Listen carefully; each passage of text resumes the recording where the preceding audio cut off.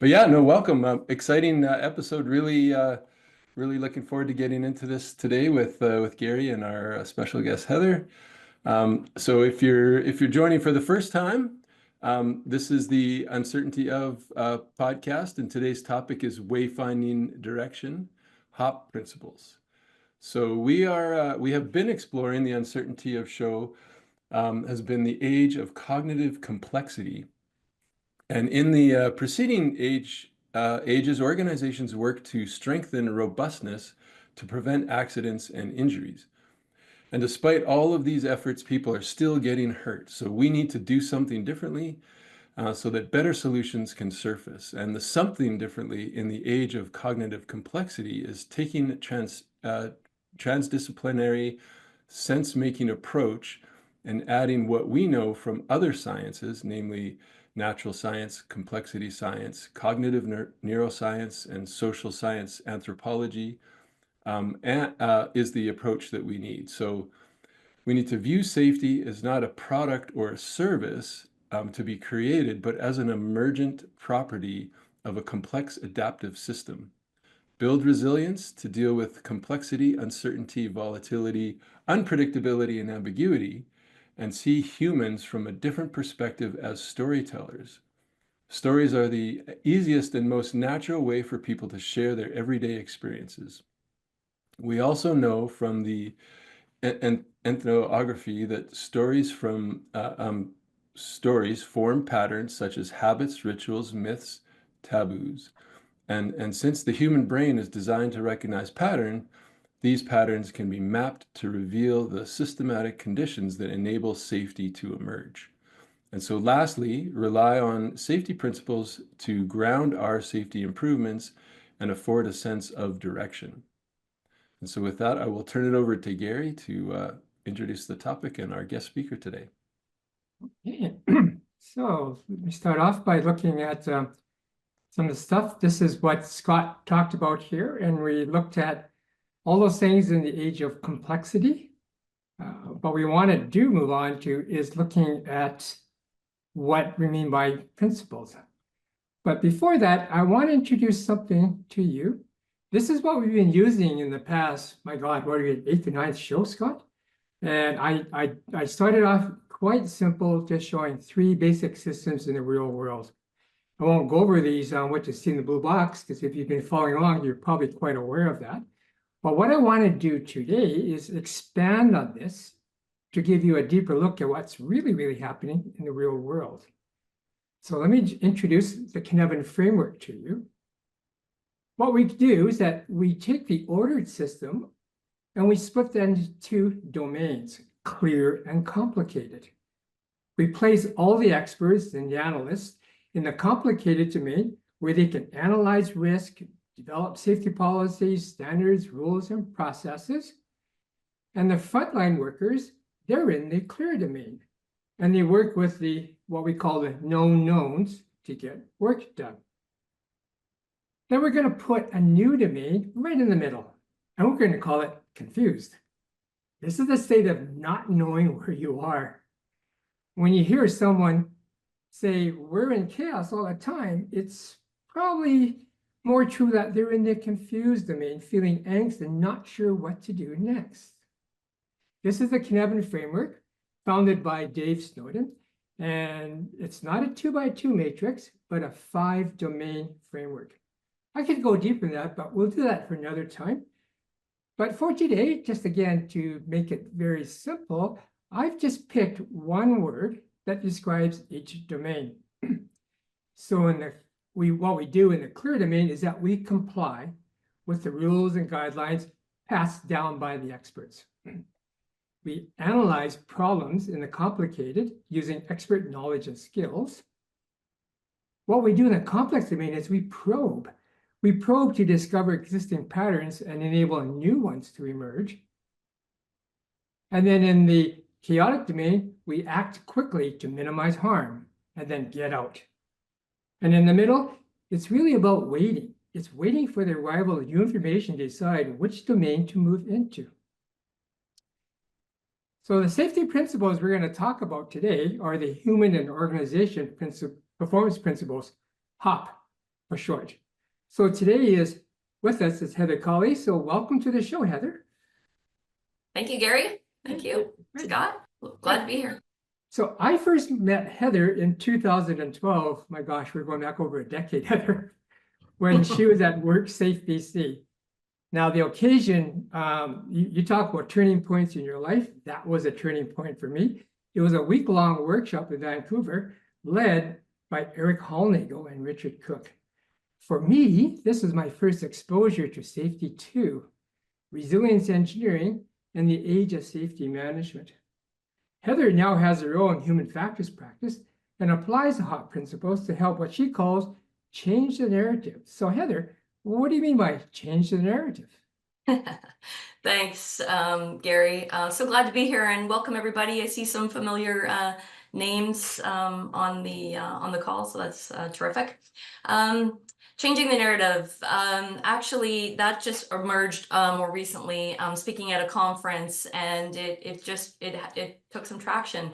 And I think you can think of it as moving from a script where you really focused on like one or two things. It's a shallow script. It's maybe more single track, where in the world of safety, you're more focused on rules or what went wrong as being the primary focus.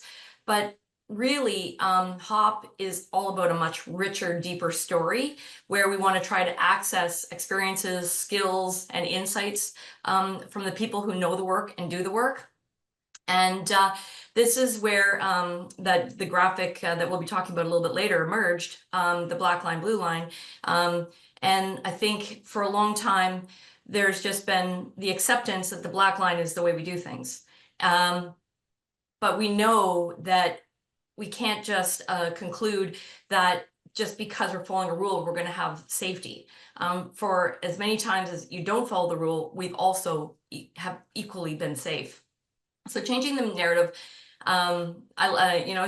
it's just and it fits nicely, I think, in with what we're doing on this call today, wayfinding, because HOP will help us shift our language. It emphasizes, learning from our successes, but as well as some of the pain points or the setbacks, and it prompts us to ask different questions. Rather than like, were you following the rules? More, what's going on here? And when we shift that, we get access to a whole new data set. But changing the narrative does a whole lot more than change language. It also changes how we show up. Like, are we being curious? Are we breaking down those traditional power gradients and authority gradients to, really gain insight from the people who know the work and do the work so that we can gain access to learning from normal everyday work. And with that, it shifts our focus as well. So it's not just about the words we speak, but it's where we turn our attention to. Are we looking still for simple, single, seeable symptoms? Or are we going to delve into the deeper aspects of work and really understand what's going on? And that in and of itself kind of shifts the role that we see of compliance, that historically we don't value performance variability or departures from the black line, the rules, but reality would have it that there's going to be departures as we make sense, we tweak, we understand, we problem solve, and most of the time it really lands well. So I think that's where our real learning opportunity lies, is in your graphic, Gary, between the black line and the blue line. All right.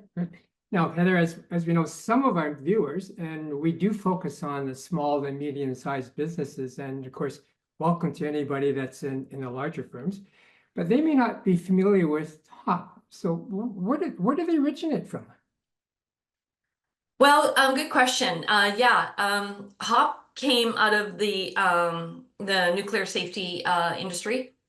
The laboratory in Los Alamos, New Mexico, where they actually did a deep dive into many nuclear safety incidents. And there was some recognition after diving into the science of what the focus was, that focusing on, broken parts, human performance, and some of these, less like holistic aspects weren't getting us far enough. And so after analysis of these catastrophic incidents and events like something that we've probably heard about, like Fukushima, they basically realized that we need to go broader and wider. And that's where the principles began to emerge. So the folks, Todd Conklin and many other giants in that space, bundled it together under these 5 principles. So the principles have served us very well for a long time, since the mid 2010 to 20. So like in 2014 to 2017, they started coming out and being more popular. And they've resulted in books being written in 2018, How to Ask Better Questions. And of course, the very famous one that you've got on your screen, the 5 principles of HOP, because the principles are just a starting point. And I love the flavor for this call today about they can help us find our way. So that's a little bit about the background. Hopefully that's helpful, that they're built on perfect timing, Gary. They're built on science.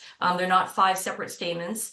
They're not meant to be linear 1, 2, 3, 4, 5. We do have them in an order that they're often presented in, but they're not independent. They're interacting, and they help us. They guide us through the entangled, messy aspects of work. And I love this graphic. This was the handiwork of Frank Pfluger, and I know there's been some inspiration from Sam Goodman, and I think even Jean-Christophe has spoken about it. And I love a graphic. And Dave Provan has spoke on how HOP just didn't emerge on its own. It's built on the giants of those who've come before us, and it has merged out. And we talked earlier how complexity science is, noticeably not there, but I would say, and I've heard very many people say, that HOP is built on the foundation of complexity science as well. So so you can see like the actual progression. And I like the way Jean-Christophe kind of describes it, that HOP translates the ideas in simple principles and tools to be implemented for people without background in cognitive psychology, ergonomics, or cognitive engineering, and beyond safety critical systems. So he nicely describes it. And I think for the first time, I've heard also Andy Schoen talk about this way, that the language and the tools are more accessible than I think they ever have before, which is really exciting. Yeah. In a previous show, Scott and I have talked a bit about being a chef and a recipe follower. So Scott, I think these are the ingredients that we as a chef would put in there. We'll throw into the mix, we'll throw in, as Heather said, complexity science, and we'll throw in narrative as well, being ethnographers, and then we'll mix it all together and you come out with this nice little cake right-hand side. Right. So what really resonates with me, and this is probably because of my background, just to let you know, I was certified to do Stephen Covey's 7 Habits of Highly Effective People. And in there, Stephen really stressed the differences between principles and values. So I just want to spend a few minutes just to share this slide, because it also takes me to a time where I did a lot of strategy work. And I developed mission, vision, value statements with execs and managers. Then I'd find out next year, well, the C-suite or the managers would change. So they'd come along and go like, well, we don't like that value statement. And they changed the value statement. And it was kind of like, what? Like that was the grounding. Oh, well, we didn't like that. We knew we're going to change that. So if you talk about being in the middle and confused, a lot of people were like, profit was in. Now profit's not there. Well, what does this all mean? So I just want to just not go through the slide in great detail, but show you there is a distinction between principles and values. And this is why I very much like HOP being principles. Principles are those timeless, universal, natural laws. They happen whether you like it or not. And really, they're all a bit about looking at interactions. And what I like best is that they really govern what we call consequences. And if you heard the law of consequences or the law of unintended consequences, that's where it comes from. We're on, as a contrast, on the right side, values. Well, these are just, sets of beliefs and opinions, which is fine. but they can be personal, can be emotional, subjective. You can have big arguments over them. And sometimes people just believe, yeah, I think these are what are something worthy today, so we'll put them up, particularly on a flip chart, which later translates to something, a poster on a wall. But they can also be construed as platitudes, as we know. But the key difference is that they govern behavior. So principles govern consequences, values govern behaviors. Now, we can have a big conversation about that, but minding the time, we'll leave it as that, and maybe we'll come back to that later. So again, let's delve a little bit deeper into the principles. And Heather, can you just say a few words on each principle? Sure, yeah. So it starts off usually with people are fallible. That's kind of the foundation. And I'd love to see if anyone can pop into the chat. Have they made any mistakes or errors on their way to work today, or turning on their computer, or just getting out of bed and, doing something with their coffee, the salt in the coffee? It's perfectly normal. Humans, we are fallible. We have memories that don't always work as well as we'd like them to. And it's a part of being human. And so how it ties in with safety is if we have systems that depend on our human beings to act perfectly and get it right every single time, then we're setting them up poorly. We're essentially setting them up for failure. And during my time at the regulator, I was there for 30 years.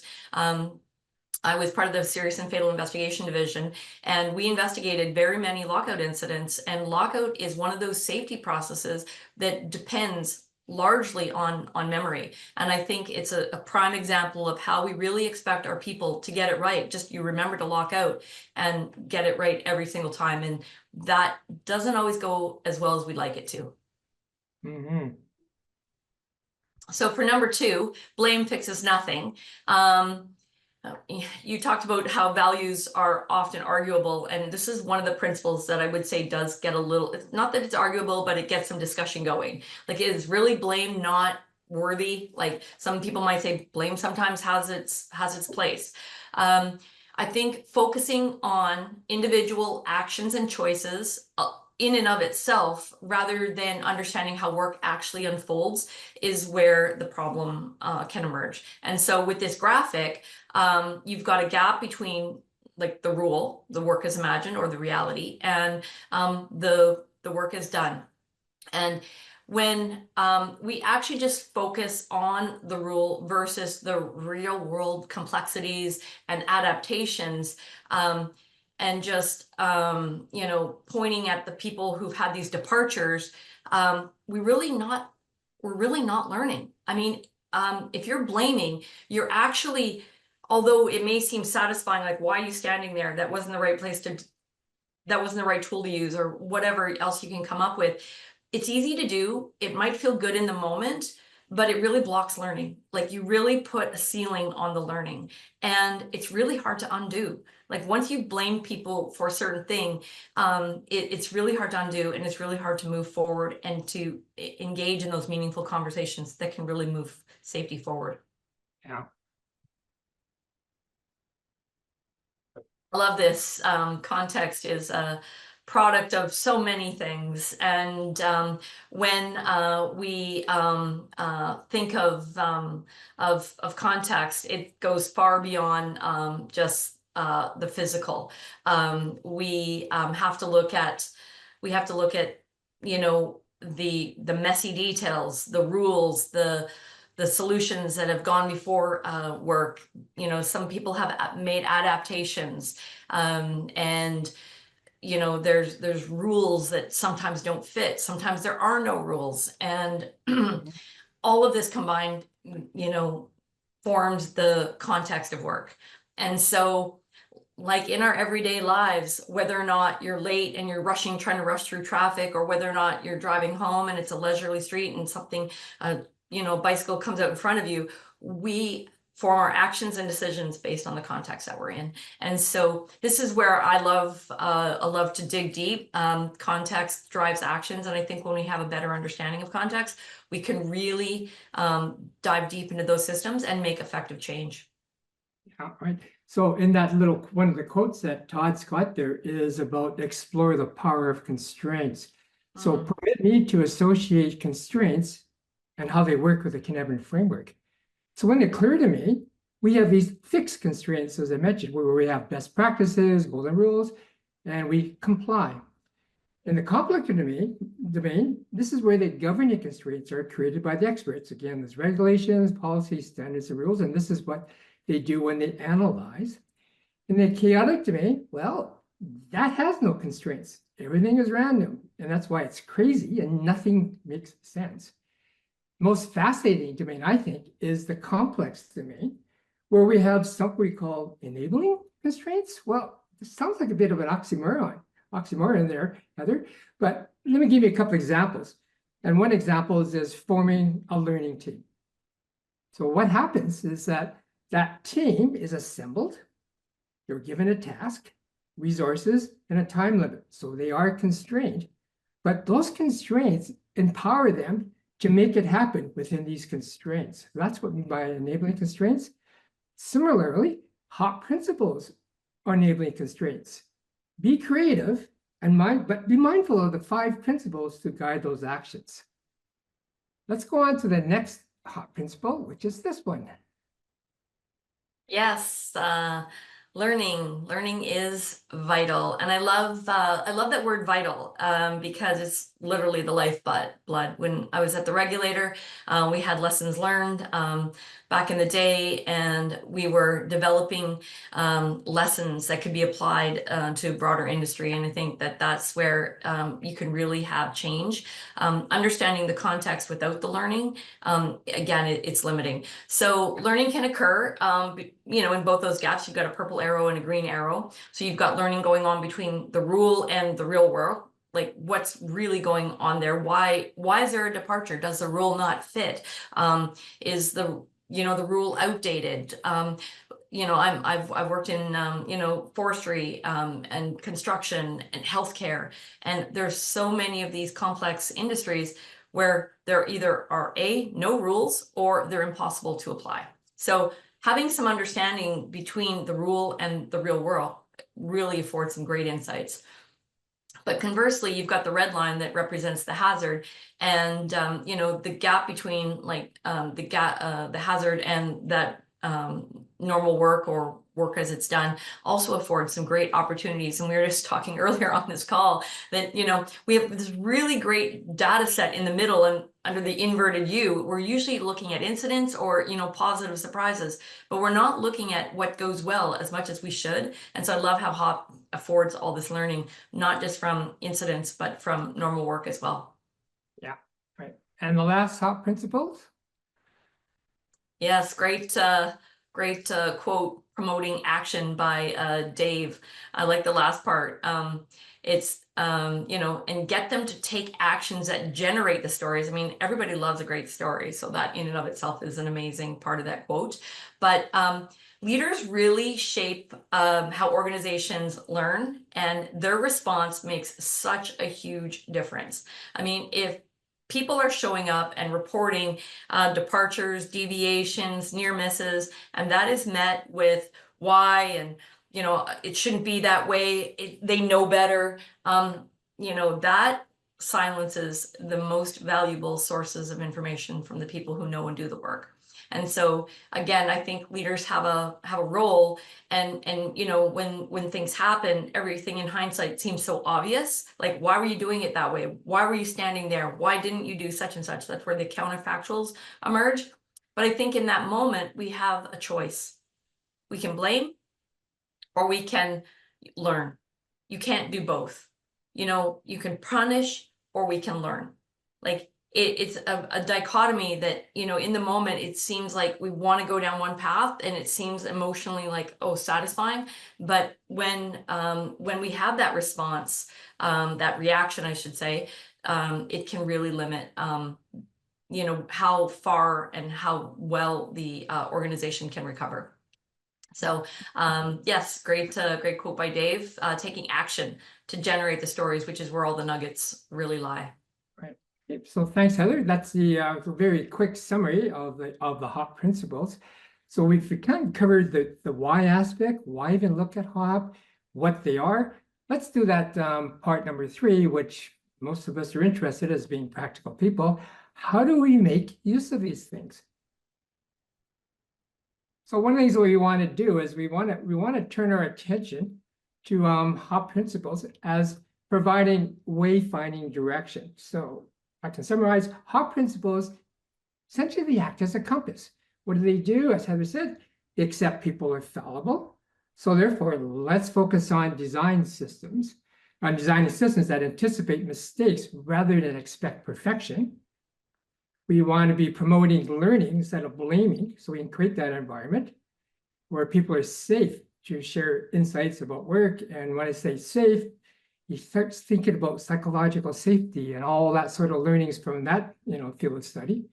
We want to be exploring successes, as you say. It's like when we go to work, we don't go to work expecting to have an accident, and we do come home safe 99.9% of the time usually. But we spend so much time on that 0.1% when the accident does take place. Well, we can learn a lot, as you say. And then, of course, we want to respond through understanding rather than emotionally reacting. And that's where Cynefin is helpful, because it's a decision-making framework. And so the HOP guides discoveries and better decisions to build safety capacity. And Scott and I have described safety capacity as being both robustness, which is really on the ordered side, now complicated and clear, and resilience, which is really when things kind of go off the rails, like in chaotic, or maybe you have to go into the complex side to probe to find out what is really going on. So let's look at that how application. And what we've done for fun, well, fun in some respects, but I guess to work through as an illustration, is conducting a safety investigation in the wake of an accident. This is what it would look like in the Cynefin framework. And so let me set that scenario for you. And what we picked is a construction worker just has fallen off a scaffold and is seriously injured. So this is how we look at it. And what we've got is we can show that in a couple of ways. Let me go back to this one here. I think, yeah, let me go back to this one, where you can look at, in terms of the Cynefin framework, the worker is working at point A, and they're doing all the right things. They got their PPE on, looking at observing rules, everything else, and they're at point A. Now, positioning is important and location on the Cynefin framework. So on this one, we've located the point A very near the clear chaotic boundary. And if you recall, that boundary is very critical, and it's got that little funny little thing down the bottom, which represents a piece of paper folded over. So if you think about that, there is that edge there. And this is an edge that you can fall over, which sometimes people call the edge of chaos. So what we want to do is be very mindful and careful that we don't fall over the edge. Well, we've got this person working on the scaffold, and they are close to that edge. That wavy work as done blue line indicates on the diagram on the left that the worker is having to make sense of the changing conditions and has to adapt to do the work while on the scaffold. Now, that worker may not be aware of a hazard. That hazard could be quite visible, but it also could be quite hidden. So if you heard of the term tipping point, the tipping point is somehow that point where the worker falls off the scaffold. That is where the blue and the hazard lines cross. Or, of course, in the Cynefin, that's where we plunge over the boundary into the chaotic domain. So what happens when we fall into the chaotic domain? We suddenly have to do something. We stop work, we try to prevent further harm from happening, and we stabilize the situation. What does stabilizing include? Well, as most people know, you check and secure the area to prevent further injuries. You have to administer first aid. Maybe you have to call emergency services and transport the worker to the hospital. You have to control access to the area, which may include barricading the scaffold from further use. Then, of course, you have to notify all the key people like on-site management, WorkSafe BC, and maybe other authorities, depending on what you've done here. Now, when we do that, that particular action moves us into the confused domain. We're not sure what just happened with this accident, so we have to wait for an accident investigation to be launched. And typically, maybe there's a committee appointed to start that investigation. Now, this committee has a decision to make. And the question we asked is, what wayfinding direction will they choose? That leads us into this interesting question then. Which way are they going to go? Are they going to analyze and go in the complicated domain, or are they going to probe and go into the complex domain?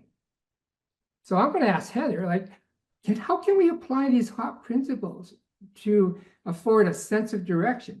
And maybe Heather, take us through going through the complicated domain and what sort of consequences may happen, and then take us through the probe. And in the complex domain, what's the difference? Yeah. Yeah, interesting concepts there with your one word, and I as much as, yeah, I know a safety investigation isn't our most fun spot to start. I do think that it offers a good starting point in that it's a requirement that we have to look into these things when they do happen. So in some ways it offers us a lot of traction. And if we can, provide a way forward with a new lens, a new narrative, then I think that's where the value lies. So as you've said, like in the complex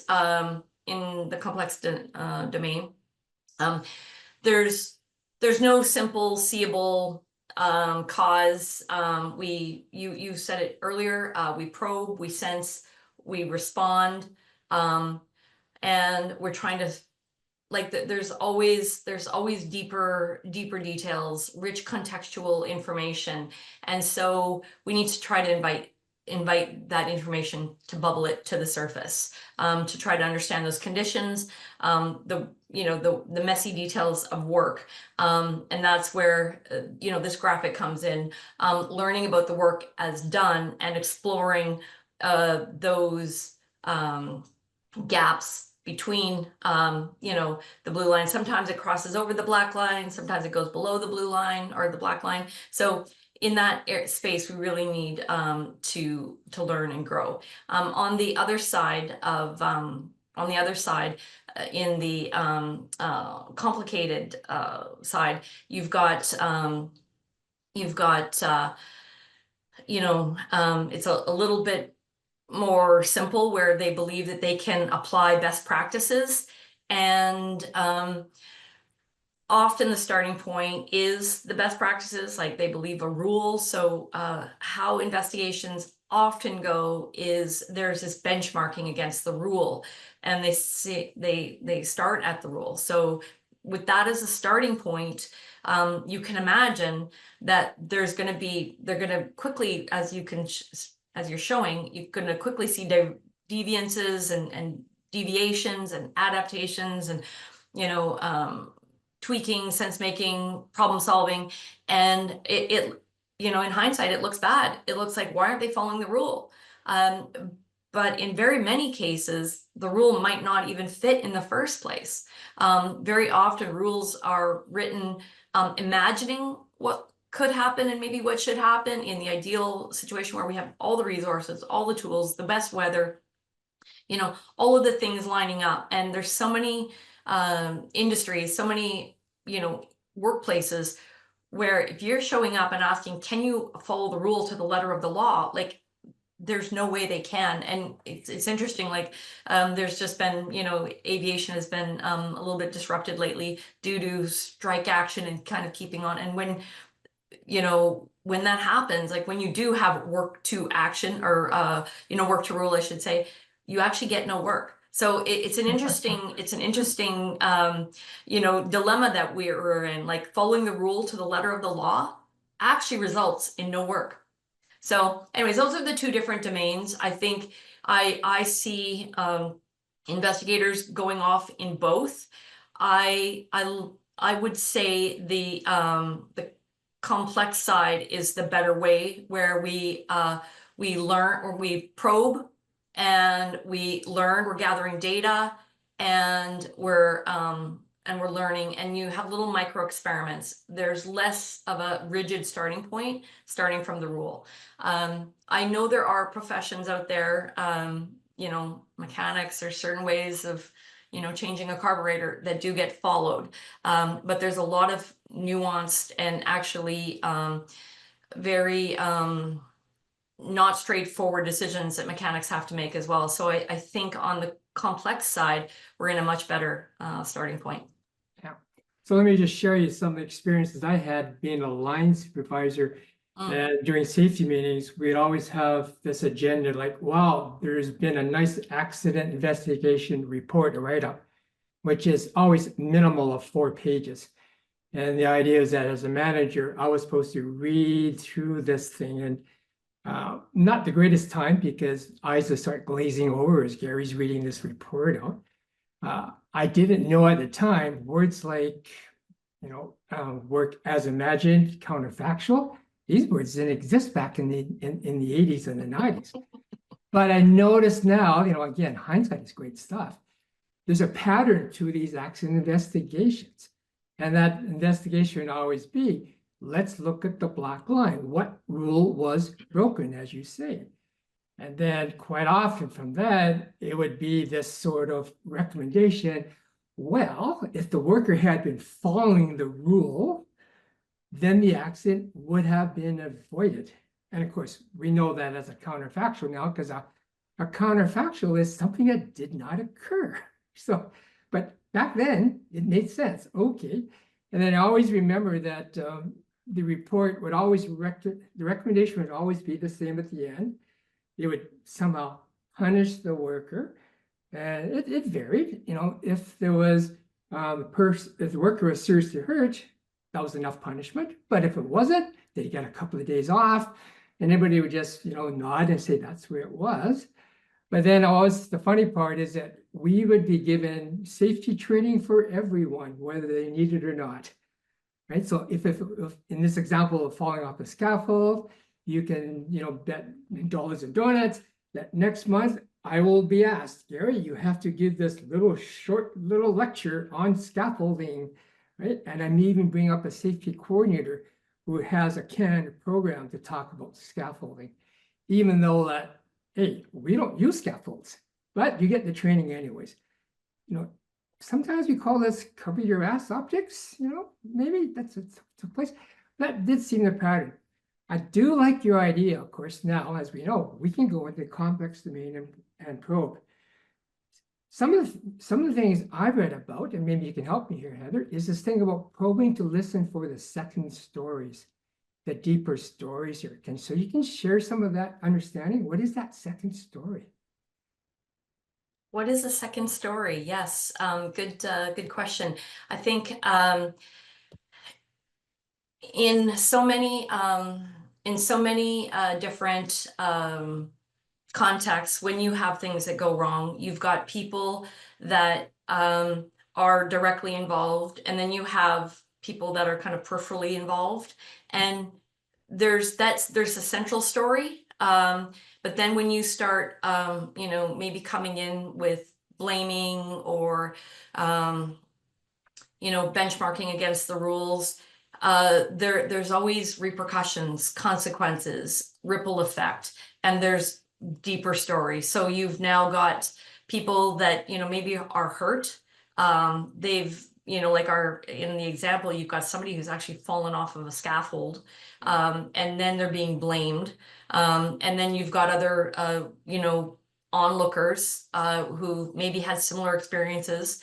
They have a story, like, this is how we normally do it. We don't normally clip in the whole way. We get up on, you know, up onto the scaffold, and sometimes if we have to reach for something, we do unclip, or there's just deeper, richer stories of how work really unfolds. And I noticed that a few people, I see Janice and Gareth in the chat, are talking about how the black line isn't ever so, like, you know, this step and then next step. It's probably wavy in and of itself.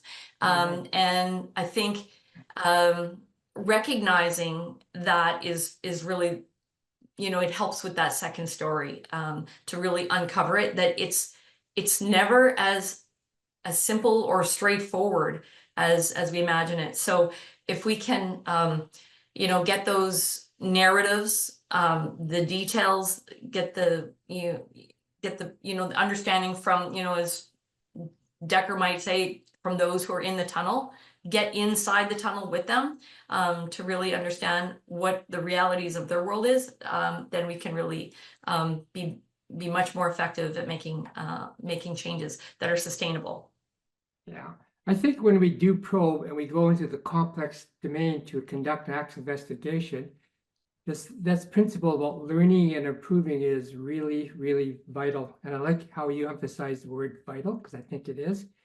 Now, you have an interesting tool that you have. And actually, it's an acronym, as you said. It's called SPARK. And you tell me that you use SPARK to ignite learning, and maybe learning more about the scaffold and content, where you may find out that, oh, in our little example here, maybe the scaffold equipment had been reported that was in bad shape beforehand. Oh, didn't know that. And maybe if you'd gone into the analysis side, you would have missed that point because you're focused so much on the black line. Or you may find out that the scaffold, another worker says, well, it was on uneven surfaces. Well, why did that happen? Well, because there's a preceding task to level things up and it never got finished. Oh, okay, so that's another contributing factor. And then maybe the one that Eric Hollnagel talks about when he talks about the trade-offs is maybe the job was behind schedule. So the worker on the scaffold had to make maybe a trade-off decision, and maybe he did unclip it, as you say, and then he fell off because he had to try to meet the schedule to get the job done. So that's a very interesting acronym you got. Can you further go into that a little bit more? Let me just share that. This is a little bit. Well, yes, I did develop it, but I really have to give credit to the clients that I'm working with who are like, they were pressing me like, Heather, what can we use? There are some frameworks that dive into messy details of work that are out there that already exist. And so what could be added to that? I mean, really. And so they continue to press me for something. And I mean, my background is really, I've done a lot of work with Ron Gant with Appreciative Inquiry, Shine, their books on humble inquiry, and for over a decade, 2 decades at least, being in serious and fatal investigation division. I mean, working with clients, doing, learning teams, doing focus groups. Back in the day, they were not called learning teams. Been doing that for a long time, understanding normal work. We always would start with the positive, always started with the successes, always started with the solutions. You don't start with, so what annoys you about your job? I mean, you'll get there. Believe me, when you're talking from successes, you will get to your pain points, but that's just not the right spot to start. I never have done that. So I just wrote down some of the words that guide my conversations with employers and working with different teams. And we would always start with the successes. And that will unfold to their pain points. And with musculoskeletal injuries or lockout or any process safety, cutting down trees, forestry, construction, you name it, the pain points do emerge. And so you go from, pain points, that will cover off a lot. Like if you get the successes as well as the pain points, you've covered off already a lot. But this other little spot that I love to get into, that I've seen it in labs where they've got sticky notes all over the place. I've been in plywood manufacturing settings where they have markers written on the machinery about turn a valve this way. Like what are all the adaptations? Where are all the adjustments being made? And if you can tap into those 3, you've already made huge leaps and bounds ahead of just tell me about, what's annoying. It's a set of letters. Really, it's an acronym that allow us to dive deep, and it structures the conversation. And when I'm teaching facilitators, on learning teams, or just to, I love that, to ignite a learning conversation. If we can work through the whole realm of the work, not just the negatives, but move into the realities, the rigid rules. Not to say that every letter means that you only ask R questions or only ask K questions. I mean, under knowledge, I actually love to get into biases and heuristics, like rules of thumb. What is their specialty knowledge that they've developed or learned over time that really help them do their job? And I've actually, Spark is great, but there's also Sparkle, which is, again, keeping it very positive, kind of light, a little bit fun.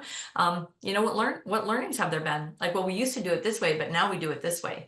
And what error traps or what expectations do you have? We normally have, like, when the temperature dips below -20, I'm talking from Canada, you can tell, when the temperature dips below -20, like, that really changes the way equipment operates. So the expectation is this, but then on this day, it wasn't that way. So what are the expectations? So it is a tool that some people are using, and it affords better conversations. It just works well to spark some deeper, richer conversations about real work. Right, and I apologize, this is not meant to be an eye test for those people on the call. Is this available as a PDF, Heather? I have it as a digital download at the cool. end, and I only ask if you have time, if you do use it and you have anything that you'd like to share to me back about it, I would love to hear from you. So I've got my email at the end as well. So yeah. Good. Yeah, I think this is part of being part of Scott, as part of the Safe-O-Pedia community. If we learn something from a person, we'd like to give feedback and maybe even collaborate and make it better. And I think that's one of our own principles in the Safe-O-Pedia community, of trying to get better. Now, what you kind of see in the middle there, and I like it a lot, it says rich starting points. And to me, isn't it really about having these rich conversations with workers? Isn't that what it's all about? It really is. If you're, and I talked about it before, that if the starting point, I mean, dealing with a lot of musculoskeletal injuries or repeated lockout violations, if you're always starting from the same point and bringing the same lens and the same set of questions to the front every time, you're working on the same problem over and over and over again, and you're expecting a different result. I mean, we've heard that famous quote, right? I mean, you're literally banging your head against the wall, doing the same thing over and over again, expecting something different to happen. So I hope that by the main things that Spark adds is the success, and it's the starting point. It's not to be, at the end of it or whatever. It's the starting point. Adaptations and adjustments is so key, because if you're gonna, those rich starting points, it might just be normal work. This is the way we always do it around, and this is really successful. Like, this task works well all the time. So if you're gonna understand that work, you might find that there are not a lot of annoyances. You may find that there are some adaptations that have been going on for weeks, years, months, and rather than standing back in judgment going, why are you doing it that way? Maybe looking at adaptations. Some of them are actually a gift. I work with a very big construction company here in British Columbia, and some of the workers had come up with different ways, different tools for different tasks. And, one of them did afford more arc flash than what the space would afford for this confined area. So I'm not to say that all the ideas that bubble to the surface are always going to be something that you can adopt. But I think if we don't even entertain it, then it's a loss. So I see adaptations as a gift. I mean, very many of them come from the people who are very experienced, very knowledgeable, know what they're doing, and know what can work. And I think if we allow space for that, then literally we can learn and grow. And I mean, like, think of the space of where so many things have emerged. Like, I work with stickies all the time, and it's like, if you're going to I don't have a pad in front of me, but if you're going to, do almost anything, this was an accident. This was a gift. And, like, who doesn't love their pad of stickies? Yeah, that's so true, right?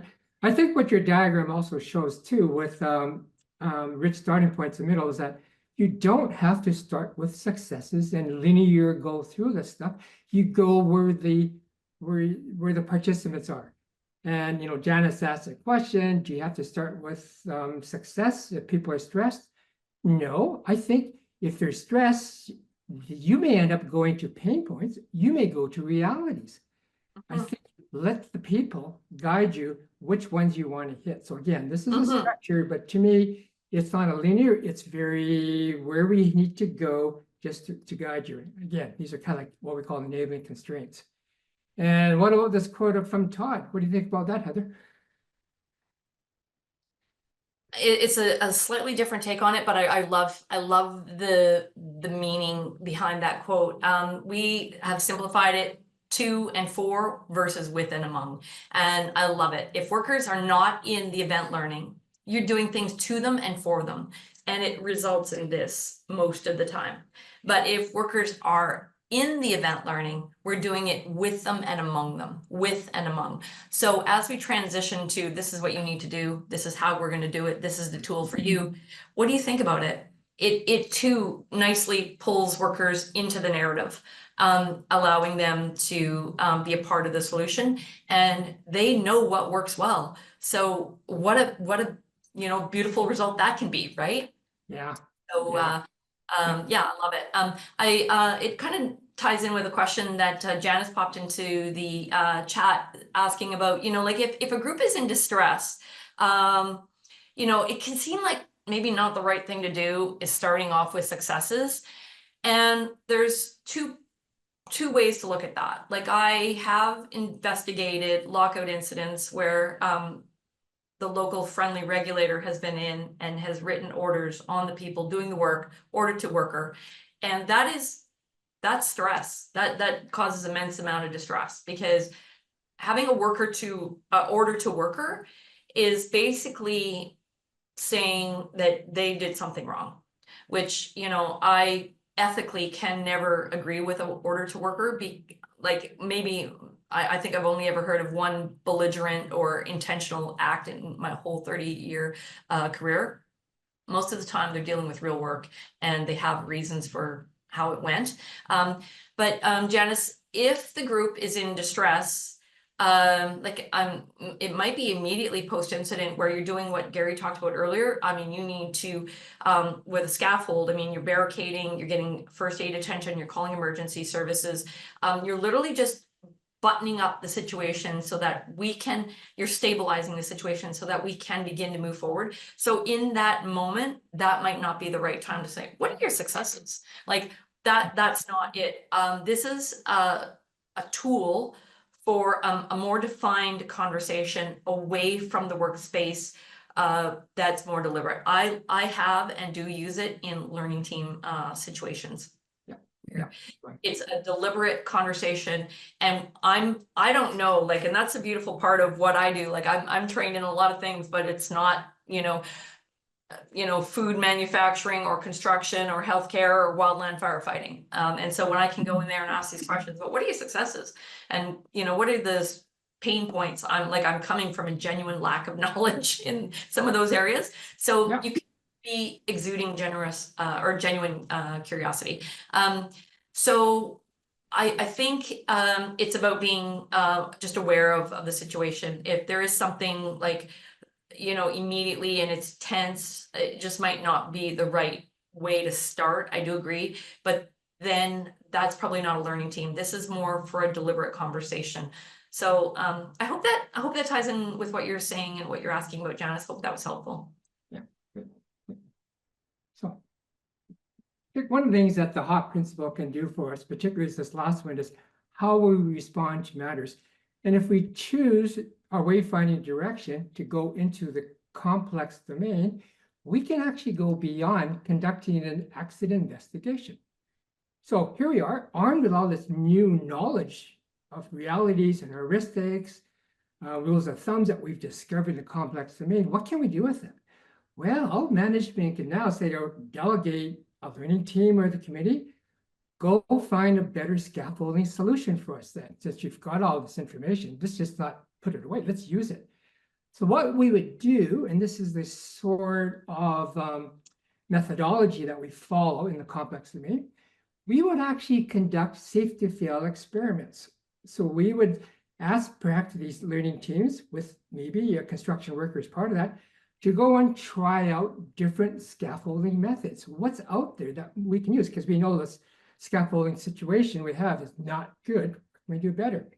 So what we can now use is these hot principles and your smart questions, Heather, to act as enabling constraints to maybe guide that committee towards what's a better solution.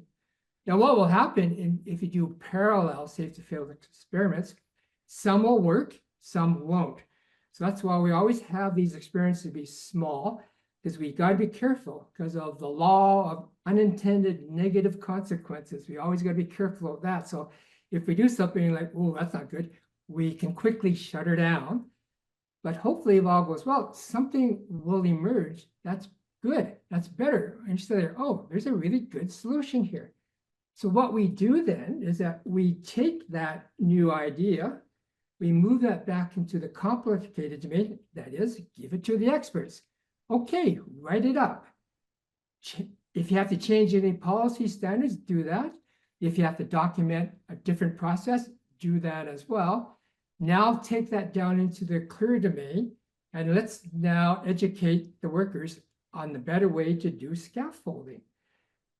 If you look at it pictorially, what we're doing is that we're moving from that scary position of A, near that edge of chaos boundary, way over to B. And this is where location matters on the cannabinoid framework. B is a safer place to be.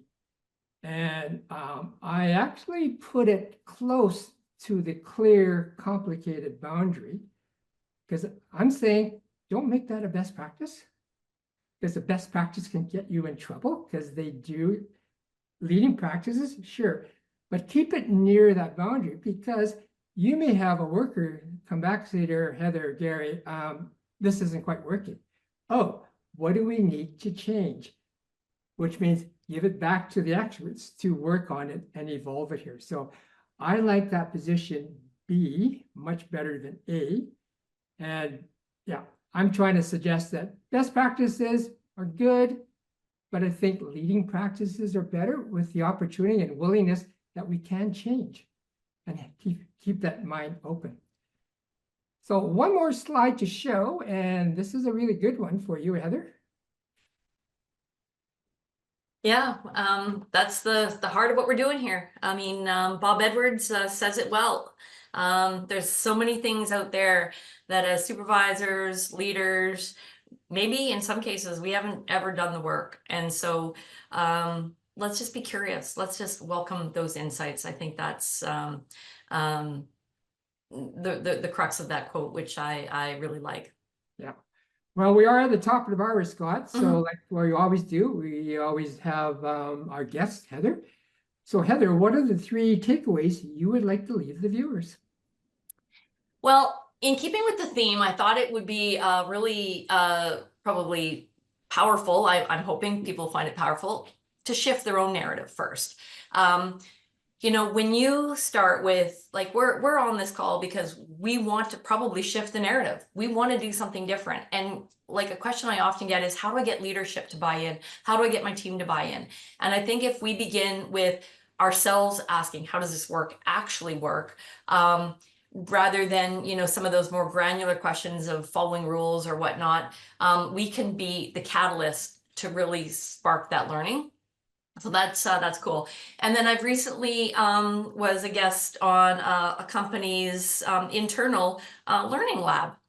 And again, to shift the narrative, in your company, set up a launch pad, a learning launch pad. Like, I love that. Set up a learning launch pad within your, like, they're construction. So, I mean, they have noon calls, you know, newsletters, ways to really recognize the good that's going on out there, and share it. Like, when you find it, share it and recognize people, because it's so exciting. And then something that I do, Steve Harvey, one of my most inspirational, funny, smart people out there, read. The Friendly Fire, back in my early days, the Friendly Fire Shoot Down by Scott Snook. changed my life. It absolutely changed my life. I mean, going to school with Sidney Decker will actually also change your life, but it's the books that I had to read while going to school with him. You know, his book, the Field Guide to Human Error, will literally open up your mind. If you don't know Ben Hutchinson, go on LinkedIn, find him. He's amazing. He does these safety and performance research summaries that will fuel you and amaze you. And then I've attached near the bottom, there's some of my favorites. He talks about normal work. He talks about safety too. He talks about how to prevent musculoskeletal injuries with HOP. Like, I mean, that's so much of what I do. So shift your narrative. Set up a learning launch pad, read, and that will get you much further along the curve. Right. Okay. So there's a lot of resources that Scott will get you to attach when you do the posting of our YouTube video. And then that'll allow you also to reach out to Heather and engage with Heather as well. And hopefully now that you're part of the Safeopedia community, Heather, that you come on maybe with Scott or myself or three of us again, and we'll do other shows as well. A lot of it is about interest out there in the membership, and if you want us to do more stuff, hey, we're happy to do that. So Scott, back over to you. Yeah, no, well, thank you so much. That's a fascinating discussion today. Probably could have tacked on another hour or two and still just scratched the surface. So appreciate your time today, Heather, and we'll, like Gary said, we'll share those resources in the description and encourage people to reach out and connect. And again, thank you so much for tuning in to be part of the show today. And special thanks to Heather Kahle for joining us. Yeah. But a real fun conversation. Thanks for leading the way, Gary, and thanks, Scott, for having me. Great. Okay, till next time, guys. See you then. Thanks, everybody. All right. Bye-bye.